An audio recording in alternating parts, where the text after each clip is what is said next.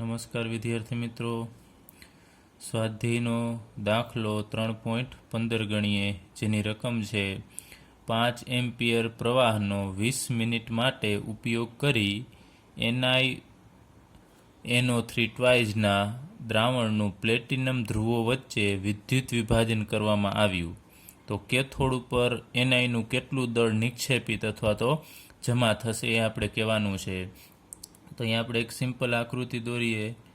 અહીંયા પ્લેટિનમના વિદ્યુત ધ્રુવ લેવાના છે. બંને પ્લેટિનમ વિદ્યુત ધ્રુવ છે PT, કે જે નિષ્ક્રિય વિદ્યુત ધ્રુવ છે. એની અંદર દ્રાવણ લેવાનું છે NiNO3 ટ્વાઇઝનું, અને 5 એમ્પિયરનો પ્રવાહ 20 મિનિટ માટે પસાર કરવાનો છે. તો આ NiNO3 દ્રાવણ છે એની અંદર Na+2 આયન હશે. તો Na+2 માંથી Ni બનશે, તો એ કેથોડ ઉપર બનશે. તમને ખ્યાલ છે કેમ કે રિડક્શન કેથોડ ઉપર થશે. તો કેથોડ ઉપર કેટલું દળ નિકલનું જમા થશે આપણે ગણવાનું છે. તો સૌપ્રથમ તો તમને અહીંયા ખ્યાલ હોવો જોઈએ કે NiNO3 છે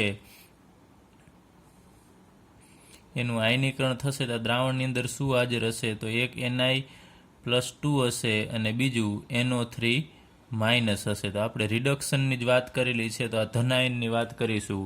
Ni+2નું રિડક્શન થવાનું છે.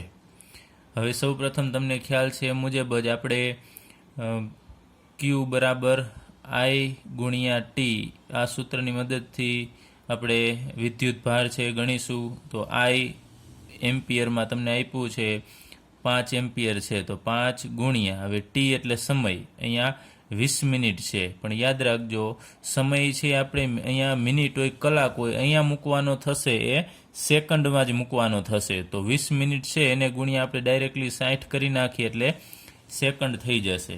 એટલે 5 એમ્પિયર ગુણ્યા 20 મિનિટ એને ગુણ્યા 60 એટલે આ સેકન્ડમાં કન્વર્ટ થઈ જશે. હવે આ આપણે બધાનો ગુણાકાર કરીએ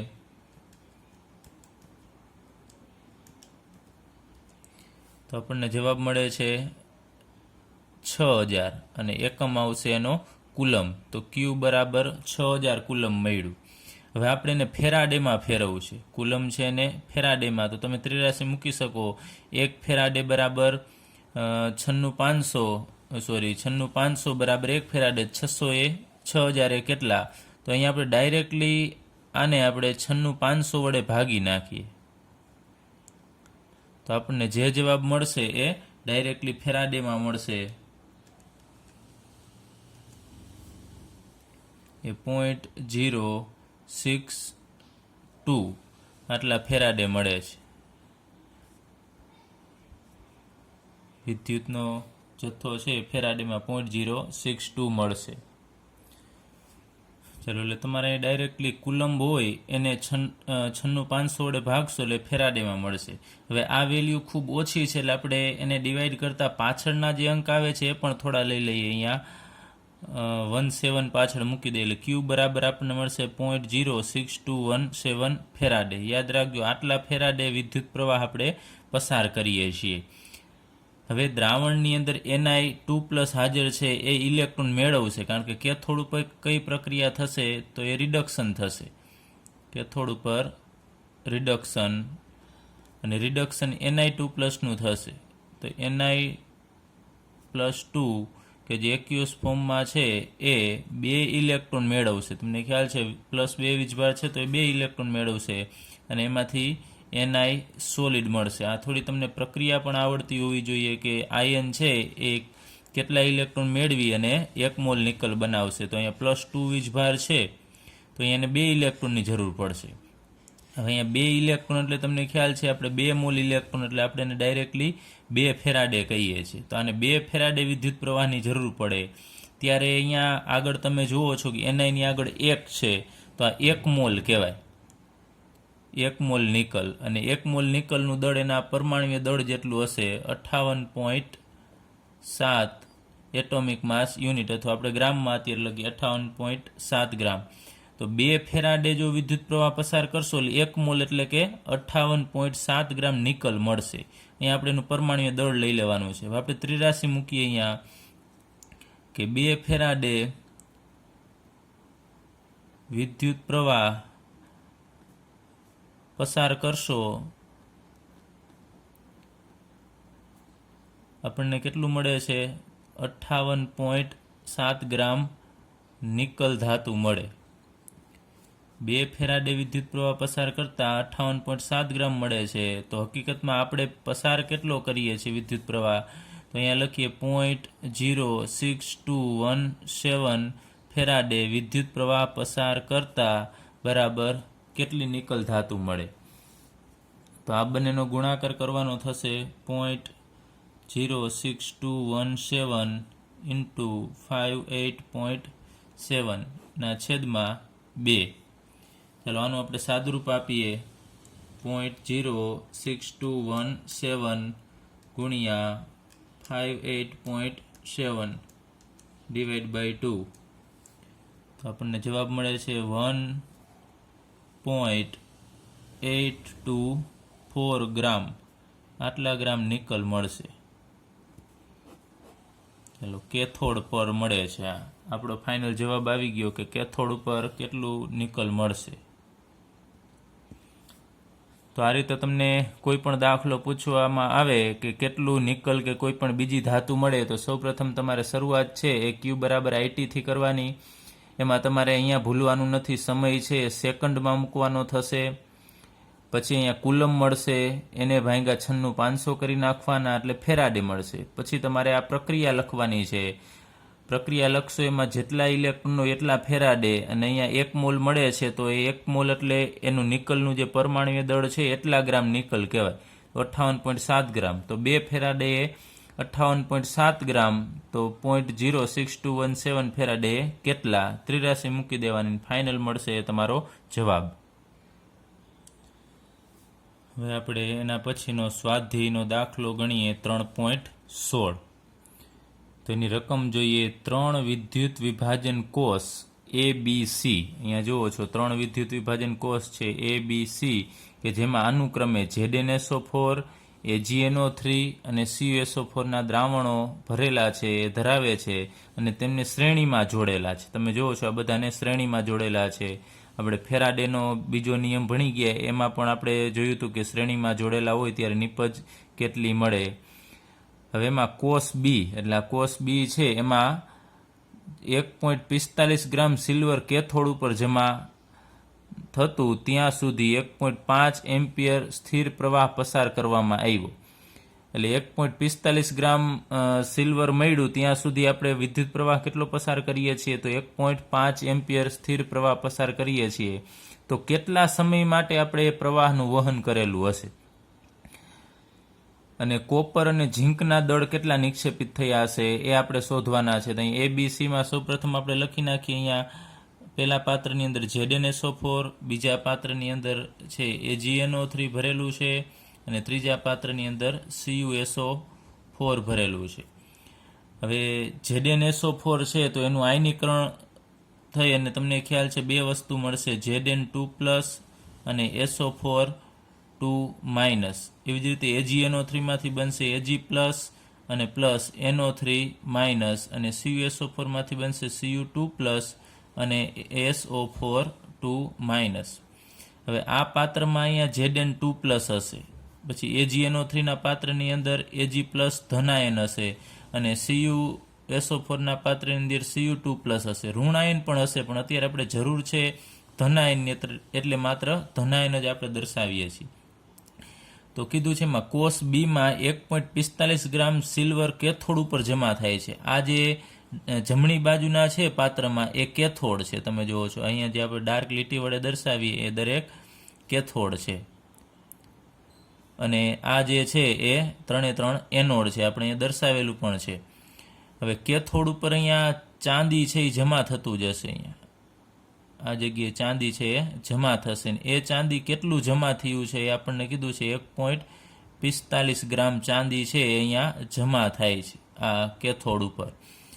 તો 1.45 ગ્રામ જમા થાય છે ને જમા થાય દરમિયાન 1.5 એમ્પિયર વિદ્યુત પ્રવાહ પસાર કરવામાં આવે છે. 1.5 એમ્પિયર વિદ્યુત પ્રવાહ છે એ આ બધામાંથી જ, હવે શ્રેણીમાં જોડાયેલો છે તો બધામાંથી વિદ્યુત પ્રવાહ છે દરેકમાં આ બધા કેથોડની અંદર 1.5 એમ્પિયર જતો જ હશે વિદ્યુત પ્રવાહ દરેકમાં, કારણ કે શ્રેણીમાં જોડેલા છે એમ કીધું છે. એટલે વિદ્યુત પ્રવાહ બધાને સરખો મળતો હોય. તો 1.5 એમ્પિયર વિદ્યુત પ્રવાહ પસાર કરીએ છીએ અને 1.45 ગ્રામ છે એ આપણને સિલ્વર મળે છે, તો કેટલા સમય સુધી આપણે એ પસાર કર્યો હશે, આપણે સમય મેળવવાનો છે. સૌપ્રથમ કેટલા સમય માટે પ્રવાહનું વહન થયું હશે. પહેલાં જોજો શું મેળવવાનું છે, એક સમય આપણે મેળવવાનો છે, અને બીજું કીધું છે ઝીંક અને કોપર અને ઝીંકના કેટલા દળ નિક્ષેપિત થયા હશે એ આપણે મેળવવાનું છે. તો આ દાખલો માર્ચ 2020માં, આમ એક્ઝેક્ટ નહીં પરંતુ અહીંયા જે ZnSO4 છે એની જગ્યાએ NiSO4 લઈ અને પૂછવામાં આવેલો હતો. બાકી સેમ દાખલો હતો. અહીંયા આ બે વસ્તુ સેમ હતી, AgNO3 અને CuSO4, માત્ર આ એક બદલાવેલું હતું. ZnSO4ની જગ્યાએ માર્ચ 2020ની એક્ઝામમાં અહીંયા NiSO4 આપેલું હતું. દાખલો એક્ઝામ આમ એક જ મેથડનો કહી શકાય. હવે આપણે સમય મેળવવાનો છે. આપણે આમ લખીએ કે બધી વસ્તુનું લિસ્ટ કરવું હોય તો કહી શકાય કે કેટલું છે, તો Agનું દળ કેટલું જમા થાય છે, તો આપણે 1.45 ગ્રામ. પછી વિદ્યુત પ્રવાહ એમ્પિયર છે એટલે I 1.5 એમ્પિયર, અને કેટલો સમય માટે, તો આપણે T મેળવવાનું છે, કેટલા સમય માટે. અને કોપર અને ઝીંકના દળ પણ ગણવાના છે કે કોપર કેટલું નિક્ષેપિત થશે અને ઝીંક કેટલું નિક્ષેપિત થશે. અહીંયા જો તમને કીધું છે સિલ્વર તો આટલું નિક્ષેપિત થાય છે, એ નથી ગણવાનું, એ તો આપેલું છે, પણ આ બંને ગણવાના છે. તો હવે આપણે દાખલો છે એની શરૂઆત કરીએ. તો સૌપ્રથમ આપણે સમય મેળવવો છે, તો આપણી પાસે સૂત્ર છે Q બરાબર I ગુણ્યા T અથવા I ઇન્ટુ T. એમાં T છે એ આપણે મેળવવો છે, તો Q આપણી પાસે હોવો જોઈએ અને I હોવો જોઈએ. આપણે અહીંયા સૂત્ર જ બનાવીએ, T બરાબર થશે Qના છેદમાં I. હવે I આપણી પાસે છે એમ્પિયર, તમને ખ્યાલ છે. ત્યારબાદ અહીંયા Q એટલે કે વિદ્યુતનો જથ્થો આપણી પાસે નથી, તો આ મેળવવો પડશે આપણે. તો એ મેળવવા માટે આપણને રકમમાં આપેલું છે અહીંયા Agનું દળ. હવે અહીંયા આપણે કીધું કે AgNO3માંથી Ag પ્લસ બને છે, તો એની આપણે પ્રક્રિયા અહીંયા સૌ પ્રથમ લઈએ કે Ag પ્લસ, અહીંયા જે કોષ B છે એમાં કેથોડ ઉપર કઈ પ્રક્રિયા થતી હશે, તો કેથોડ ઉપર Ag પ્લસ છે એ એક ઇલેક્ટ્રોન મેળવશે અને એમાંથી Ag સોલિડ બનાવશે. એક એટલે અહીંયા 1 મોલ ઇલેક્ટ્રોન કહેશું. Ag પ્લસ એક ઇલેક્ટ્રોન મેળવી Agમાં કન્વર્ટ થતો હશે. અહીંયા Ag પ્લસ છે એ ઇલેક્ટ્રોન મેળવી અને Agમાં રૂપાંતર પામે છે. તો અહીંયા આપણે કહી શકાય કે અહીંયા આપણી પાસે ઇલેક્ટ્રોન છે, તો કેટલા ઇલેક્ટ્રોન થશે, 1 મોલ. તો આપણે અહીંયા કહી શકાય કે 1 ફેરાડે વિદ્યુત પ્રવાહ. જો તમે 1 ફેરાડે વિદ્યુત પ્રવાહ પસાર કરશો તો Ag કેટલો મળે છે, તો અહીંયા 1 મોલ છે, તો 1 મોલનું દળ કેટલું હોય, એના પરમાણુય દળ જેટલું. તો અહીંયા આપણે એનું પરમાણુય દળ ડાયરેક્ટ લઈ લઈએ, 108 ગ્રામ. યાદ રાખજો, એ 1 મોલ હોય તો જ 108 આપણે લઈ શકાય. તો હવે આના ઉપરથી આપણને એટલું ક્લિયર થાય કે 1 ફેરાડે વિદ્યુત પ્રવાહ પસાર કરીએ છીએ તો 108 ગ્રામ Ag મળે છે. તો આપણે ઉલટું પણ લખી શકીએ કે 108 ગ્રામ Ag આપણે મેળવવું હોય તો 1 ફેરાડેની જરૂર પડશે. તો આપણે એ રીતે ત્રિરાશી મૂકીએ, 108 ગ્રામ Ag મેળવવા માટે બરાબર 1 ફેરાડે વિદ્યુત પ્રવાહ છે એ જરૂરી બને. 108 ગ્રામ મેળવવા માટે 1 ફેરાડેની જરૂર પડશે. તો હવે આપણને અહીંયા Ag મળે છે કેટલું, જો પ્રયોગ કર્યો એમાં તમને કીધું છે 1.45 ગ્રામ છે સિલ્વર મળે છે. તો અહીંયા લખવાનું છે 1.45 ગ્રામ Ag આપણને મળે છે, મેળવવા માટે કેટલા ફેરાડેની જરૂર પડશે. આ બંનેનો આપણે ગુણાકાર કરીએ તો 1.45 ગુણ્યા 1/108. ચાલો આનું સાદુરૂપ આપીએ, 1.45 ડિવાઇડેડ બાય 108. તો આપણને મળશે એનો જવાબ 0.01345. થોડાક વધારે અંક લેવાના, કારણ કે પોઈન્ટ છે એટલે આ નાની વેલ્યુ છે, તો વધુ અંક સુધી આપણે લેશું.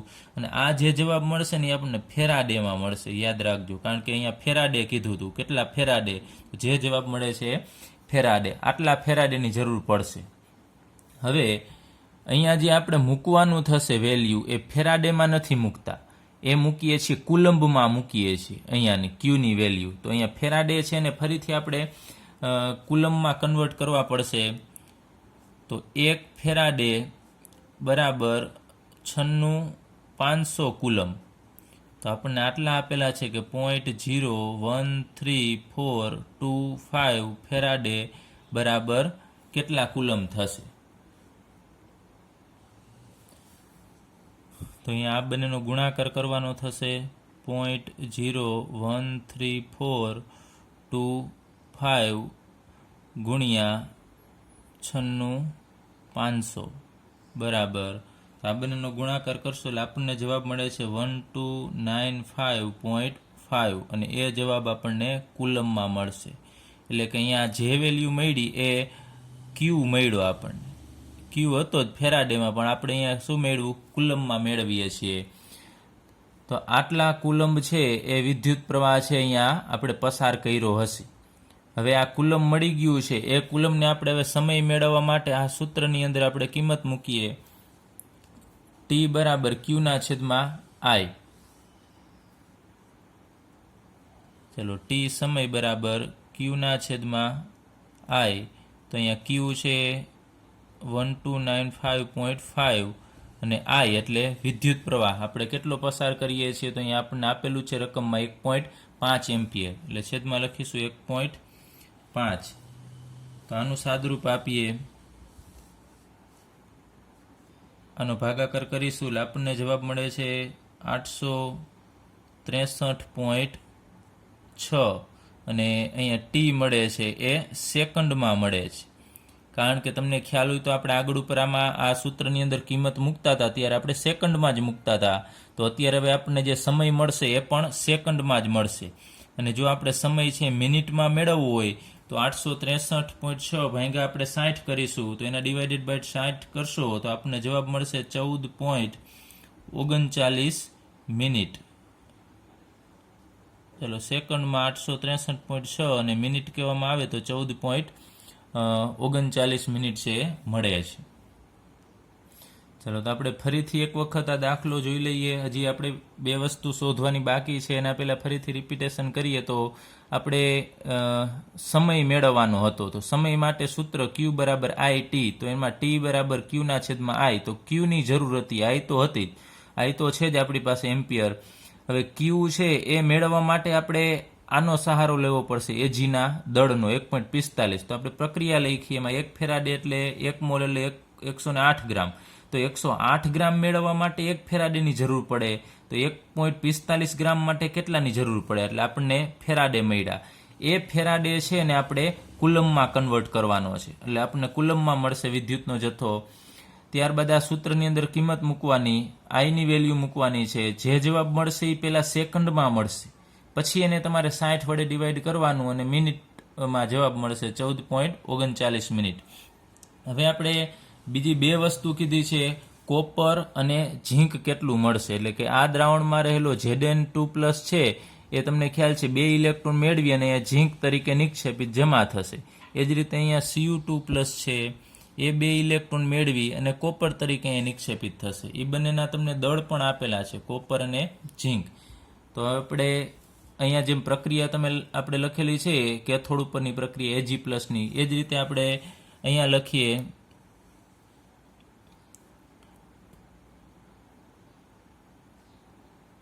કોપર માટે. હવે કોપર કેમાં આપેલો છે તો અહીંયા છેલ્લે C છે કોસ Cમાં કઈ પ્રક્રિયા થાય છે તો કેથોડ ઉપર કઈ પ્રક્રિયા થશે કોપર મેળવવા માટે. તો તમને ખ્યાલ છે કે દ્રાવણમાં CuSO4 છે તો Cu2+ છે એ ઇલેક્ટ્રોન મેળવતા હોય છે. તો Cu2+ 2 ઇલેક્ટ્રોન અને એમાંથી આપણને Cu સોલિડ મળશે. તો એકદમ ઇઝી છે. અહીંયા 2 ઇલેક્ટ્રોન છે તો આપણે લખીશું 2 ફેરાડે અને એના માટે અહીંયા કોપર છે એ મળે છે. તો કોપરનું તમારે પરમાણુ દળ જોઈ લેવાનું. 1 મોલ છે કોપર તો 1 મોલ કોપરનું પરમાણુ દળ 63.5 છે. તો અહીંયા લખવાનું 63.5 ગ્રામ લઈ લેવાનું. હવે આપણે અહીં લખીએ 2 ફેરાડે વિદ્યુત પ્રવાહ પસાર કરશો ત્યારે 63.5 ગ્રામ કોપર મળે. તો આપણે હકીકતમાં કોષમાંથી કેટલા ફેરાડે પસાર કરીએ છીએ આપણે અહીંયા મેળવવું છે. આ જ વેલ્યુ મૂકવાની થશે તમારે 0.013425 0.13425 ફેરાડે વિદ્યુત પ્રવાહ પસાર કરશો તો કેટલા ગ્રામ કોપર મળશે. તો આ બંનેનો ગુણાકાર કરવાનો થશે અહીંયા 63.5 ગુણ્યા 0.01345 ના છેદમાં 2. ચલો આનું સાદુરૂપ આપીએ. ચલો તો આનું સાદુરૂપ આપતા આપણને જવાબ મળે છે 0.4262 આટલા ગ્રામ કોપર મળે. આપણો બીજો જવાબ જે કોપર કેટલા ગ્રામ મળે એ મળી ગયું છે અહીંયા 0.4262 ગ્રામ કોપર મળશે. ચાલો એ જ રીતે હવે આપણે લઈએ કોષ એમાં ઝીંક માટે. ઝીંક છે કોષ એમાં છે તો ઝીંક માટે પણ સેમ આ જ રીતે કેથોડ ઉપર કઈ પ્રક્રિયા થતી હોય તમને ખ્યાલ જ હોય. ઝીંક છે તો એમાંથી બનતો આયન છે એ Zn2+ છે એ 2 ઇલેક્ટ્રોન મેળવશે અને એમાંથી Zn સોલિડ બનાવશે. તો અહીંયા જેમ આપણે પ્રોસિજર કરી એ મુજબ જ અહીંયા પ્રોસિજર કરવાની છે. તો 2 ઇલેક્ટ્રોન એટલે 2 ફેરાડે અને ઝીંકનું પરમાણ્વીય દળ આપણને આપેલું છે અહીંયા 65.3 તો એ લઈએ અહીંયા 65.3 ગ્રામ. તો અહીંયા જેમ લખ્યું એમ જ આપણે લખીએ કે 2 ફેરાડે વિદ્યુત પ્રવાહ પસાર કરતા 65.3 ગ્રામ ઝીંક મળે. તો અહીંયા જેટલો પસાર કર્યો એટલો જ અહીંયા થાય. હવે એક યાદ રાખજો, અહીંયા જેટલો હોય એટલો જ કેમ અહીંયા લઈએ છીએ? કારણ કે આ 3 કોષ છે એ શ્રેણીમાં જોડાયેલા છે. જેટલા એમ્પિયર વિદ્યુત પ્રવાહ પસાર કરીએ છીએ એ બધામાં જતો હશે, એટલે એનો વિદ્યુતનો જથ્થો પણ બધામાં સરખો જ જતો હોય છે. એટલે ત્રણેય માટે એ ફેરાડે સમાન થશે. અહીંયા 0.01342 ફેરાડે વિદ્યુત પ્રવાહ પસાર કરો ત્યારે કેટલા ગ્રામ ઝીંક મળશે? તો 65.3 × 0.01345 છેદમાં 2. ચાલો આનું આપણે સાદુરૂપ આપીએ તો એનો જવાબ આપણને મળે છે 0.4383 ગ્રામ મળશે. આટલા ગ્રામ ઝીંક મળે. ચલો અહીંયા આપણો આ દાખલો છે પૂરો થાય છે. 3 વસ્તુ આપણને કીધી હતી, એક સમય, કેટલા ગ્રામ કોપર મળે અને કેટલા ગ્રામ ઝીંક મળે, એ આપણે અહીંયા મેળવી લીધું છે. હવે એના પછીનો સ્વાધ્યાયનો દાખલો 3.17 ગણીએ. એની રકમ છે કે કોષ્ટક 3.1માં આપણને પ્રમાણિત વિદ્યુત ધ્રુવ પોટેન્શિયલના મૂલ્ય આપેલા છે. એના ઉપરથી આપણે અનુમાન કરવાનું છે કે નીચેના વચ્ચે પ્રક્રિયા થશે કે નહીં, એટલે કે પ્રક્રિયા શક્ય છે કે નહીં એ આપણે ચેક કરવાનું છે. તેવા આપણને 5 દાખલા આપેલા છે કે Fe3+ અને I- બંનેને ભેગા કરશો તો પ્રક્રિયા થશે કે નહીં. એ જ રીતે Ag+ અને Cu સોલિડને ભેગા કરશો તો પ્રક્રિયા થશે કે નહીં એ આપણે જોવાનું છે. તેના માટે સૌપ્રથમ આપણે લઈએ, ચાલો પહેલો એક્ઝામ્પલ છે Fe3+ aqueous અને I- aqueous વચ્ચે પ્રક્રિયા થશે કે નહીં, એટલે કે આ બંનેને ભેગા કરવામાં આવે તો પ્રક્રિયા થાય કે નહીં એ આપણે કહેવાનું છે. હવે અલગ અલગ રીતે તમે પ્રક્રિયા લખી શકો છો અને ડાયરેક્ટલી પણ લખી શકો. હવે Fe3+ છે એ શું કરી શકે? એ ઇલેક્ટ્રોન મેળવી શકે કે ગુમાવી શકે? હવે Fe ઉપર તમને ખ્યાલ છે કે +3 વધુમાં વધુ વીજભાર છે, વધારે આવી શકે નહીં. તો હવે ગુમાવવાનો તો સવાલ આવતો જ નથી. તો એક ઇલેક્ટ્રોનને મેળવી શકે, બાકી ગુમાવી શકે નહીં. તો Fe3+ છે ઇલેક્ટ્રોન મેળવશે એટલે એમાંથી Fe2+ બનશે. તો આ ઇલેક્ટ્રોન મેળવવાની પ્રક્રિયા થઈ, તો એ પ્રક્રિયાને આપણે રિડક્શન પ્રક્રિયા કહેશું. અને રિડક્શન પ્રક્રિયા છે ક્યાં થતી હોય છે તમને ખ્યાલ છે? કેથોડ ઉપર થતી હોય. ચાલો એ જ રીતે હવે I- શું કરશે? આપણી પાસે I- હોય તો ઇલેક્ટ્રોન મેળવે કે I- પ્રક્રિયા કરે તો ગુમાવે? તો તમને ખ્યાલ છે ને, મેળવેલો છે તે હવે વધુ મેળવી શકે નહીં, તો એને ઇલેક્ટ્રોન ગુમાવવો પડે. તો એક ઇલેક્ટ્રોન ગુમાવશે. અત્યારે આપણે લઈએ છીએ કે શક્યતા લઈએ છીએ થશે કે નહીં, તો I માઇનસમાંથી શું બને, તો એકલો I આમ બનશે, પણ એકલાને દર્શાવી ન શકાય એટલે આમ 1/2 I2 આપણે દર્શાવવો પડશે. તો આ પ્રક્રિયા ઓક્સિડેશનની થશે. ચાલો, ઓક્સિડેશન પ્રક્રિયા અને એ એનોડ ઉપર થતી હોય છે. તો આવી પ્રક્રિયા છે થાય, જો પ્રક્રિયા આ બંને વચ્ચે થાય તો. હવે આપણે કુલ પ્રક્રિયા લઈએ કે કુલ પ્રક્રિયા કેવી થશે, તો અહીંયા ઇલેક્ટ્રોન છે સામે તમને ખ્યાલ છે કેન્સલ થશે. તો અહીંયા Fe3+ અને આ બાજુ I માઇનસ એ બંને ભેગા થશે, તો એમાંથી નિપજ તરીકે આપણને શું મળે છે, તો Fe2+ અને પ્લસ અહીંયા I માઇનસ. એટલે અહીંયા આ એક્યુઅસ આવશે, અહીંયા પણ આ એક્યુઅસ, અહીંયા એક્યુઅસ, સોરી અહીંયા 1/2 I2 આવશે, એ તો કન્વર્ટ થઈ ગયો છે. અહીંયા I2 છે આપણને મળે છે. તો આ કુલ પ્રક્રિયા થશે.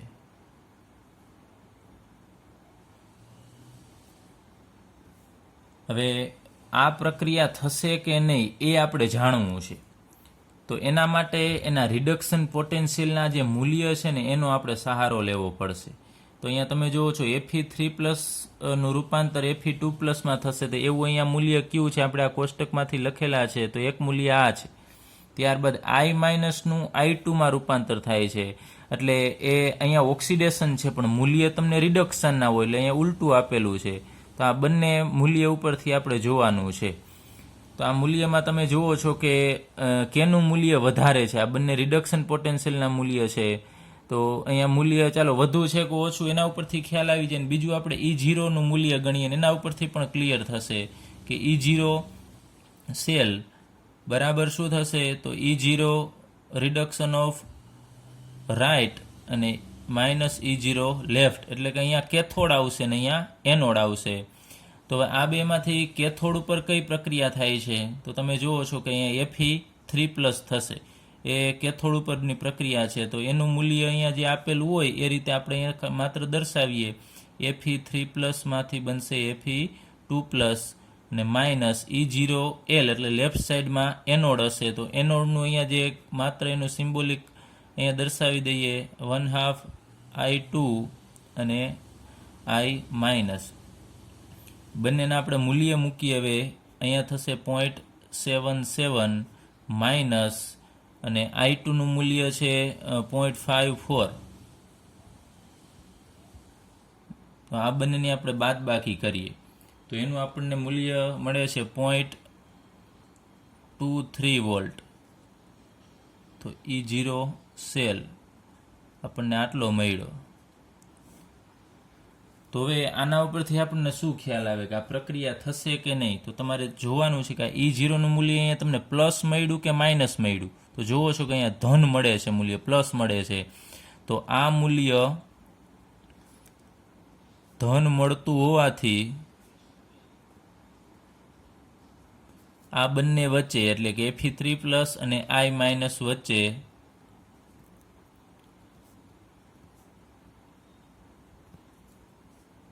પ્રક્રિયા શક્ય છે એવું લખવાનું થશે. તમારે પ્રક્રિયા થશે એટલે આ રીતે તમારે આ બધા જ દાખલા આ રીતે ગણવાના છે. અને પછી તમારે કેથોડ એનોડ ઉપરની પ્રક્રિયા લખવાની, પછી આ રીતે E0 સેલનું મૂલ્ય મેળવવાનું. માત્ર આટલું જ પછી છેલ્લે જોવાનું છે જો એ મૂલ્ય ધન મળે ને તો પ્રક્રિયા શક્ય છે અને જો ઋણ મળે તો પ્રક્રિયા શક્ય નથી. આટલું તમારે કહેવાનું થશે. હવે આપણે એક બીજો આ દાખલો ગણીએ. આ ચોથો દાખલો છે એ ગણીએ. Ag સોલિડ અને Fe3+ વચ્ચેની પ્રક્રિયા.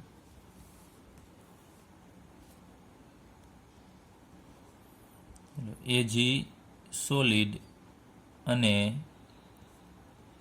Fe3+ એક્યુઅસ છે એની વચ્ચે પ્રક્રિયા થશે કે નહીં એ આપણે જોવું છે. તો હવે Ag છે એ શું કરશે એ તમારે જોવાનું છે. અહીંયા પહેલા છે એટલે આ બંને વચ્ચે જ પ્રક્રિયા થવાની. જો અહીંયા જોજો ખાસ, આ બે જે હતું એ બંને પ્રક્રિયક જ હતા. અહીંયા જુઓ છો તમે કુલ પ્રક્રિયામાં આ બંને પ્રક્રિયકો જ હતા. તમે ડાયરેક્ટલી પણ પ્રક્રિયા લખી શકો તમને જો ક્લિયર થઈ જાય તો. અહીંયા ઓક્સિડેશન રિડક્શન આ રીતે અલગ કાઢવાની કંઈ જરૂર નથી. આ બંને છે એને જ આપણે અહીંયા ભેગા કર્યા છે. એમાંથી શું બનશે, તો Fe3+ માંથી એ ઇલેક્ટ્રોન એ મેળવે છે ને Fe2+ બનાવશે ને આ ગુમાવી અને I2 માં કન્વર્ટ થાય છે. એ જ રીતે હવે અહીંયા Ag સોલિડ અને આ બંને વચ્ચે પ્રક્રિયા કરવાની છે. તો આપણે સૌપ્રથમ લખીએ કેથોડ ઉપર કઈ પ્રક્રિયા થશે. તો આ Ag છે એ ઇલેક્ટ્રોન છે એ ક્યારે મેળવે નહીં, તમને ખ્યાલ છે. Ag પ્લસ હોય તો મેળવી શકે, Ag મેળવે નહીં, એ Ag ગુમાવશે ઇલેક્ટ્રોન. તો Ag પ્લસ અહીંયા એક્યુઅસ અને ઇલેક્ટ્રોન, આ ઇલેક્ટ્રોન છે એ ગુમાવશે.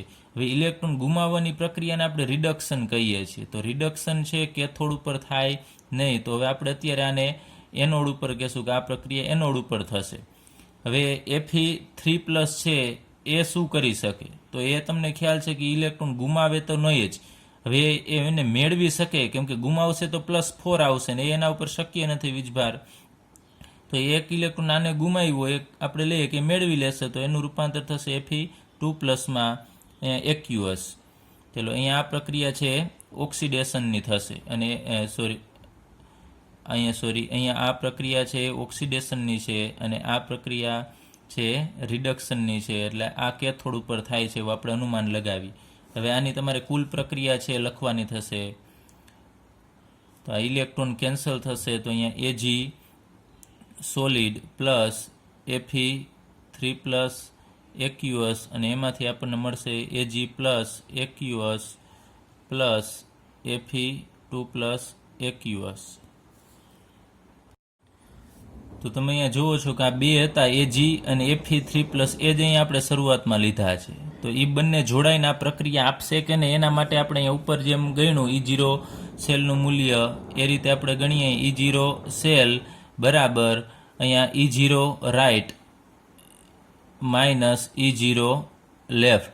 રાઇટ એટલે તમને ખ્યાલ છે જમણી બાજુ અહીંયા કેથોડ આવશે. કેથોડ ઉપર પ્રક્રિયા રિડક્શનની થતી હોય છે, તો આનું મૂલ્ય અહીંયા લખવાનું થશે E0 Fe3+ Fe2+ minus E0 left. Left એટલે એનોડ. તો એનોડ ઉપર ઓક્સિડેશન થશે, તો એના રિડક્શન પોટેન્શિયલનું મૂલ્ય E0 Ag પ્લસ Ag. ચલો આ બંનેના મૂલ્ય છે એ પણ આપણને અહીંયા આપેલા છે. Fe3+ Feનું છે 0.77 અને Ag પ્લસ Agનું છે 0.80. તો અહીંયા લખીએ 0.77 માઇનસ અહીંયા 0.80. તો આની આપણે બાદબાકી કરીશું એટલે આપણને જવાબ મળશે -0.03 વોલ્ટ. તો E0 સેલનું મૂલ્ય આપણને આટલું મળે છે. મેઇન મહત્વની વસ્તુ એ છે કે આ મૂલ્ય તમને ધન મળે છે કે ઋણ, એ જોવાનું છે.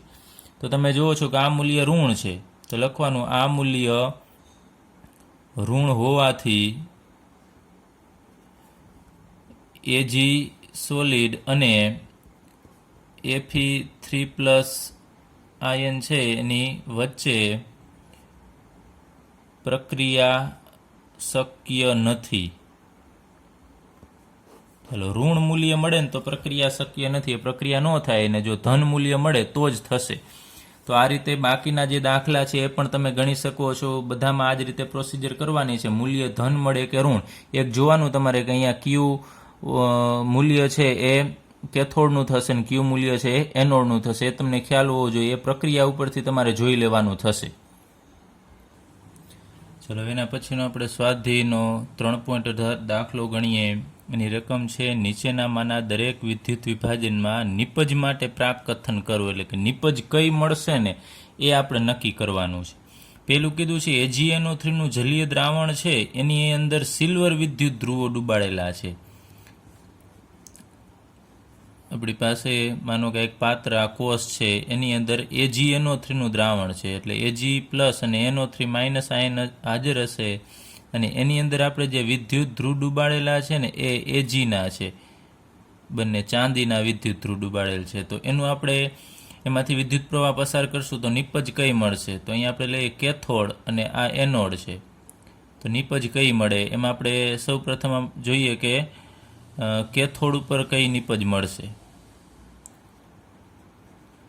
તો કેથોડ ઉપર રિડક્શન થાય છે. તો દ્રાવણની અંદર તમને ખ્યાલ છે AgNO3 છે.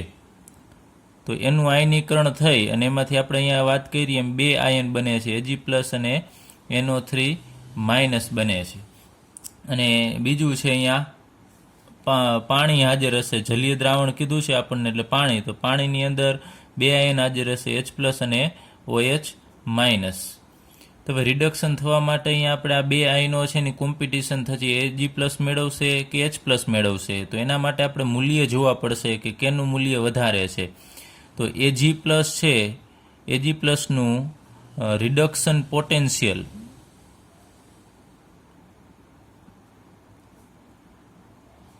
મૂલ્ય જે આપણે E0 વડે દર્શાવીએ છીએ એ વધારે છે કેના કરતાં, તો H+ કરતાં. તો H+નું રિડક્શન પોટેન્શિયલનું મૂલ્ય છે જે E0 એના કરતાં વધુ છે. તો આપણે ભણી ગયા કે જેનું રિડક્શન પોટેન્શિયલનું મૂલ્ય વધુ હોય એનું રિડક્શન થાય. તો એની કોમ્પિટિશન થશે, તો આનું મૂલ્ય વધુ છે તો રિડક્શન Ag+નું થશે, H+નું નહીં થાય.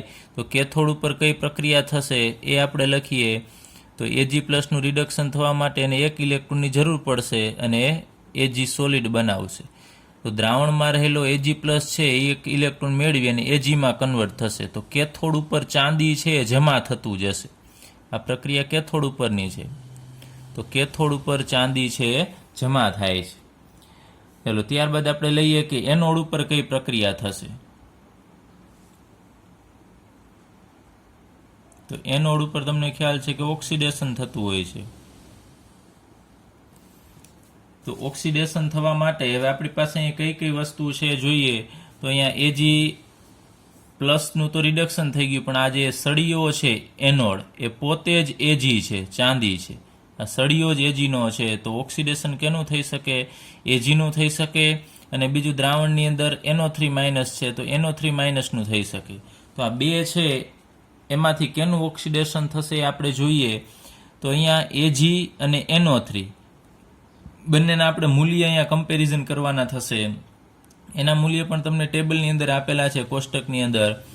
તો અહીંયા આપણે વાત કરી હતી કે જેના રિડક્શન પોટેન્શિયલનું મૂલ્ય વધુ હોય ને એનું રિડક્શન થાય. એ આપણે આગળ ઉપર ભણી ગયા છીએ. ફરીથી એક વખત, જેના આ બે હોય અને જેના રિડક્શન પોટેન્શિયલનું મૂલ્ય ગ્રેટર ધેન એટલે વધુ આવે ને એનું રિડક્શન થશે. અહીંયા એનાથી ઉલટું છે, જેના E0 રિડક્શન પોટેન્શિયલ છે એનું મૂલ્ય ઓછું હોય એનું ઓક્સિડેશન થાય. અને જેનું ઓક્સિડેશન થાય એ પ્રક્રિયા એનોડ ઉપર થશે. તો અહીંયા આ બેની કમ્પેરિઝન કરીએ છીએ તો E0 મૂલ્ય આ Agનું એ ઓછું છે કેના કરતાં? NO3- કરતાં. એના E0નું મૂલ્ય એમાં આનું ઓછું મૂલ્ય છે. તો જેનું ઓછું મૂલ્ય હોય એનું ઓક્સિડેશન થશે. તમને ખ્યાલ છે આ બેમાંથી ઓક્સિડેશન હવે Agનું થશે. તો એની પ્રક્રિયા લખી, એનોડ ઉપર કઈ પ્રક્રિયા થશે? તો Ag સોલિડ. હવે Ag સોલિડ એટલે આની જ વાત કરે છે, આ સળિયો છે એની. આ સળિયો છે એ પોતે જ ઓક્સિડેશન પામશે Ag+માં અને 1 ઇલેક્ટ્રોન મુક્ત કરે છે.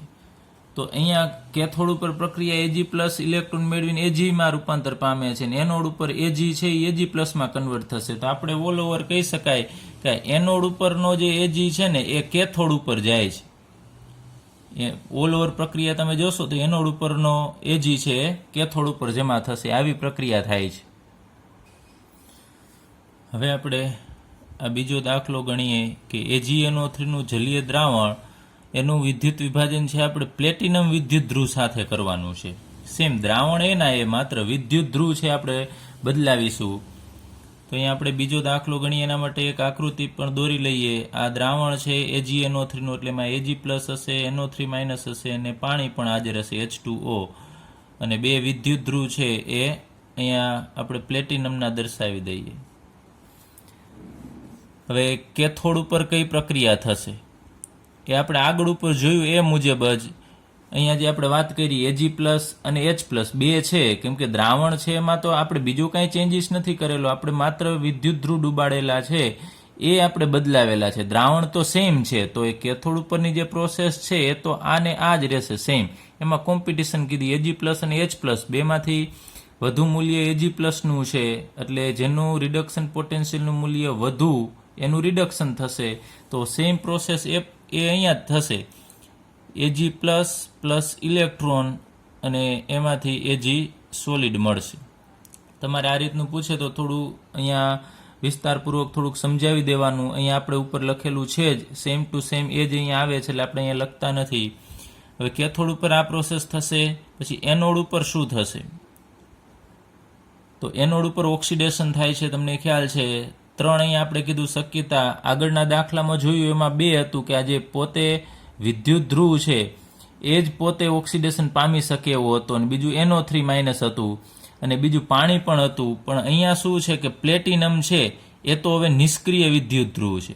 પ્લેટિનમ છે એ નિષ્ક્રિય વિદ્યુત ધ્રુવ છે, તો એનું તો કંઈ ઓક્સિડેશન થવાનું નથી. તો એ શક્યતા રહી NO3- અને બીજું પાણી. હવે પાણીની અંદર રહેલો OH-, આ બંને છે. આ OH- ક્યાંથી આવેલો છે તમને ખ્યાલ છે? એ OH- છે પાણીનો છે. તો આ બેના મૂલ્ય તમારે જોવાના થશે. તો એનોડ ઉપર ઓક્સિડેશન પ્રક્રિયા થશે, અને ઓક્સિડેશન પ્રક્રિયા કેની થશે? કે જેના રિડક્શન પોટેન્શિયલનું મૂલ્ય ઓછું હોય એનું ઓક્સિડેશન થશે, ને એ પ્રક્રિયા એનોડ ઉપર થશે. તો આ બંનેના મૂલ્ય તમે કમ્પેરિઝન કરશો તો OH- નું મૂલ્ય છે E0 નું મૂલ્ય ઓછું છે.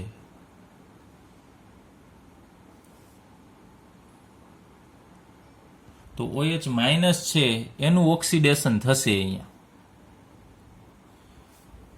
હવે આપણે આની પ્રક્રિયા લખીએ કે OH- છે એ ઇલેક્ટ્રોન ગુમાવે તો અહીંયા OH બનશે અને એક ઇલેક્ટ્રોન ગુમાવશે. આવી પ્રક્રિયા થશે. એટલે આ પ્રક્રિયા તમને ખ્યાલ છે કે ઓક્સિડેશનની પ્રક્રિયા છે, અને એનોડ ઉપર થશે. હવે 1 મોલ છે 1 ઇલેક્ટ્રોન ગુમાવે છે. હવે આવા જો આપણે 4 મોલ લઈએ, માનો કે આપણી પાસે 4 મોલ OH- છે, તો એ 4 OH અને 4 ઇલેક્ટ્રોન મુક્ત કરશે. આ 1 મોલ માટે દર્શાવેલી છે, આ 4 મોલ માટે. તો હવે આપણે આ 4 મોલમાંથી જે બનશે શું? તો 4 મોલ OH બનશે. તો 4 મોલ OH જે અહીંયા બને છે એમાંથી ફરીથી શું બનશે એ આપણે જોઈએ. તો એ 4 મોલ OH માંથી આપણને 2 મોલ પાણી મળશે અને 1 મોલ ઓક્સિજન મળશે. હાઇડ્રોજન તમે અહીંયા જુઓ 4 છે, તો અહીંયા 4 થઈ ગયા, 2 દુ 4, ઓક્સિજન 4 છે, તો અહીંયા 2 પાણીમાં અને 2 અહીંયા O2ના, એટલે 4 ઓક્સિજન થઈ ગયા છે. આવી પ્રક્રિયા છે એ થશે. તો હવે આપણે ઓલ ઓવર પ્રક્રિયા શું થશે? માનો કે આપણે 4 મોલ OH- લીધા છે, આ 2 જ પ્રક્રિયા છે એનો આપણે સમાવેશ કરીએ, કારણ કે આ તો 1 મોલ માટેની જનરલ પ્રક્રિયા હતી. હવે 4 મોલ OH- છે, તો એમાંથી 4 OH 4 ઇલેક્ટ્રોન બને છે. વધેલા 4 OH છે એમાંથી પાણી અને O2 બનશે. આનો તમે સરવાળો કરશો આ 2 જ પ્રક્રિયાનો, તો અહીંયા OH કેન્સલ થશે, કેમ કે આ OH- નથી, માત્ર OH છે. તો અહીંયા વધશે માત્ર 4 OH- અને એમાંથી મળે છે આપણને 2 મોલ H2O પ્લસ O2 અને અહીંયાના 4 ઇલેક્ટ્રોન. તો આવી પ્રોસેસ છે એનોડ ઉપર થાય છે. અને હવે એક બીજું કે અહીંયા કેથોડ ઉપર આપણે પ્રોસેસ થવા માટે બેની કમ્પેરિઝન લીધી હતી કે દ્રાવણની અંદર આજે પાણીમાંથી આપણે અહીંયા લઈએ કે H2O માંથી બનતું હતું H+ અને OH-. તો પાણીના OH- છે એ તો તમે જુઓ છો કે અહીંયા પ્રક્રિયા એને કરી નાખી, એટલે પાણીના OH- છે એ વપરાતા જશે, એટલે આપણે એમ કહીએ વપરાતા જશે. હવે દ્રાવણની અંદર AgNO3 માંથી જે Ag છે એ Ag પણ વપરાતા ગયા, એટલે દ્રાવણમાંથી Ag નીકળી ગયું. હવે પાછળ દ્રાવણમાં વધશે શું? OH- વપરાતા ગયા અને Ag+ છે એ પણ વપરાતો જશે. તો પાણીમાંથી જે છૂટો પડેલો H+ છે એ બાકી રહેશે. અને બીજું તમને ખ્યાલ છે AgNO3 માં NO3- એ ક્યાંય પ્રક્રિયા કરી નથી, તો આ NO3- આ 2 છે એ બાકી રહેશે. તો દ્રાવણમાં H+ અને NO3- એ એમને પ્રક્રિયા કર્યા વગરના બાકી રહેશે. અને એ બંને જોડાઈને શું બનાવે તમને ખબર છે? H+ અને NO3- છે એ બંનેને ભેગા કરશો એટલે એમાંથી HNO3 બને છે, એટલે કે નાઇટ્રિક એસિડ બનશે. તો આપણે કહી શકીએ કે દ્રાવણમાં HNO3 એટલે કે એ દ્રાવણ છે એ એસિડિક બનશે. કારણ કે દ્રાવણની અંદર HNO3 નાઇટ્રિક એસિડ જ બને છે, તો એસિડવાળું દ્રાવણ છે એસિડિક થશે, એટલે જે દ્રાવણ લીધું હતું એ એસિડિક નહોતું, પરંતુ પ્રક્રિયા કર્યા પછી દ્રાવણ છે એ એસિડિક બને છે. તો આ જ 3.18 દાખલાના બાકીના હજી 2 આવા દાખલા છે એ તમે આ રીતે ગણી શકો છો.